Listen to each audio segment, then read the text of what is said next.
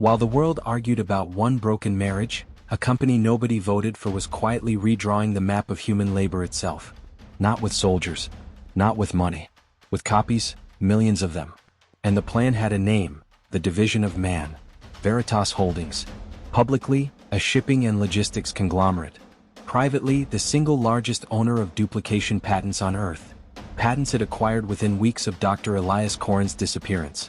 Nobody in the press had connected the dots yet. But Veritas hadn't just been selling wood copies to tired managers like Ren Voss. They'd been building something far bigger. Internal documents, later leaked by a mid-level compliance officer, revealed a plan called the Division of Man. The strategy was elegant and monstrous. Every nation on Earth had a labor shortage somewhere. Farming, elder care, war zone logistics, mining, disaster response. Veritas's solution wasn't to train more workers. It was to copy the ones who already existed. Wood and rubber copies, cheap enough to mass produce, began flooding labor markets across 3 continents. No wages. No unions. No complaints. Just obedient bodies wearing borrowed faces, performing tasks 20 hours a day. For the ultra-poor nations, it looked like liberation. Copies rebuilding flood-ravaged towns overnight, harvesting fields no human wanted to work. For the working class and wealthier nations, it looked like extinction. Millions of jobs vanished within 18 months, replaced by tireless duplicates that never asked for a raise. 2 rival powers responded in opposite directions. The United Meridian States moved to heavily regulate duplication, restricting it to government and military use only. The Askar Federation, hungry for economic dominance, did the opposite. They welcomed Veritas with open arms, turning entire provinces into copy labor economic zones.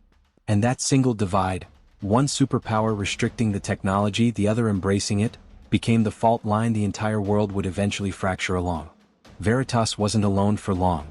A rival tech giant, Lumentech Industries, until then known only for consumer electronics, reverse-engineered a cheaper version of the metal copy process. Where Veritas controlled labor, Lumentech went after something more valuable: security and military contracts. Within a year, Lumentech's metal copy soldiers were being quietly sold to any government willing to pay, no questions about intended use.